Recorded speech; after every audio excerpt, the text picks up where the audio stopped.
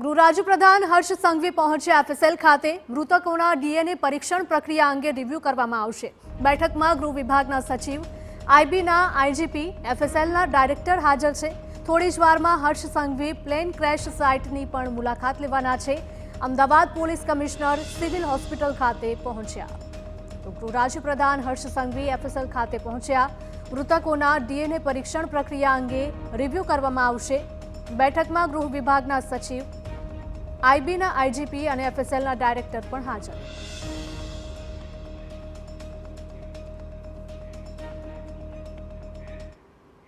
તો આજ મુદ્દે અમારા political editor Kinjal Mishra live જોડાયા છે। કિંજલ, ગૃહ રાજ્યપ્રધાન હર્ષ સંઘવીએ એફએસએલની પણ મુલાકાત લીધી, સાથે જ મૃતકોના ડીએનએ પરીક્ષણ પ્રક્રિયા અંગે પણ રિવ્યૂ કરવામાં આવશે। કયા નિર્ણયો લેવાઈ શકે, આ સાથે જ મૃતદેહો ઝડપથી સોંપવામાં આવે પરિવારજનોને, તેવી પણ પરિવારજનો માંગ કરી રહ્યા છે।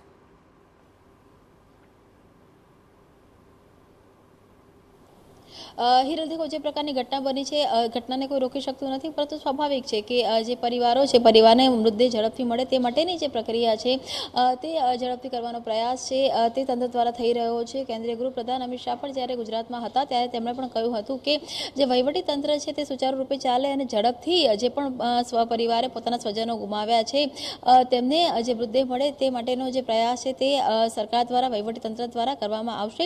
તેની જે તજવીજની અંદર જે ગૃહપ્રધાન હર્ષ સંઘવી છે તે સતત 2 દિવસથી જે પ્લેન ક્રેશ ની જે દુર્ઘટના સ્થળ છે ત્યાંથી માંડીને સિવિલ હોસ્પિટલ અને જે એફએસએલ ના જે વિવિધ અધિકારીઓ સાથે સંપર્કમાં છે। અત્યારની વાત કરવામાં આવે તો એફએસએલ ની ઓફિસ ખાતે હર્ષ સંઘવી પહોંચ્યા છે। ત્યાં મહત્વપૂર્ણ જે રિવ્યુ બેઠક છે તે લેવામાં આવશે। આ રિવ્યુ બેઠક દરમિયાન એફએસએલના જે ચીફ છે તે પણ ઉપસ્થિત રહેવાના છે। તેની સાથે જ આઈબી વડા, તેની સાથે જ જે ગૃહ વિભાગના સચિવ છે તે પણ ઉપસ્થિત રહેવાના છે। ખાસ કરીને જે 271 ની વાત કરવામાં આવે તો અત્યાર સુધી છેલ્લા 2 દિવસથી હજુ ડીએનએ સેમ્પલ લેવાઈ રહ્યા હતા, એટલે કે ડીએનએ મેચ કરવાની જે પ્રક્રિયા છે તે આજથી શરૂ થશે। 72 કલાકના સમયની વાત છે તે કરવામાં આવી રહી છે કે 72 કલાકનો સમય એ ડીએનએ મેચ માટે લાગતો હોય છે। બીજી તરફ 8 જેટલી જે ડેડ બોડી છે તે પરિવારજનોને સુપ્રત કરી દેવામાં આવી છે કે જે આઈડેન્ટિફાઈ થઈ છે। તો તેવા સમયની અંદર ડીએનએની જે પ્રક્રિયા છે તે બની શકે તેટલી ઝડપથી થાય। હાલાકી કેન્દ્રીય ગૃહપ્રધાન અમિત શાહ દ્વારા પણ કહેવામાં આવ્યું હતું કે ગુજરાતમાં જે લેબ છે ત્યાં 1000થી પણ વધારે ડીએનએ ના જે સેમ્પલ છે તેનું ટેસ્ટિંગ છે તે થઈ શકે છે, એટલે એક પણ સેમ્પલ છે તે ગુજરાતની બહાર મોકલવા નહીં પડે। પરંતુ આ પ્રક્રિયામાં ક્યાં મુશ્કેલી આવી રહી છે, કેમ કે કેટલીક જે બોડી છે તે ખૂબ જ કહી શકાય કે એ રીતે બળી ચૂકી છે અને ઘણી જે બોડી છે તે આઈડેન્ટિફાઈ કરવી મુશ્કેલ છે।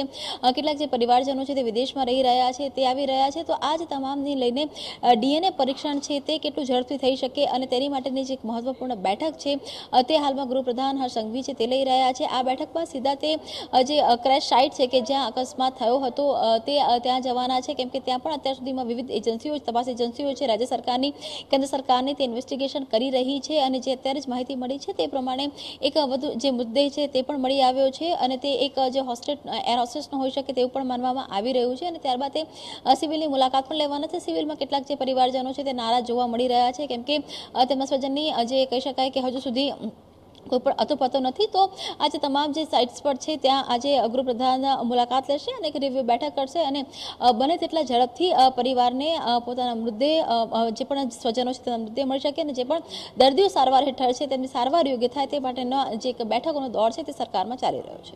બિલકુલ કિંજલ, માહિતી બદલ આપનો આભાર। તો ગૃહ રાજ્યપ્રધાન હર્ષ સંઘવી એફએસએલની મુલાકાતે અને થોડી જ વારમાં હર્ષ સંઘવી પ્લેન ક્રેશ સાઇટની પણ મુલાકાત લેવાના છે।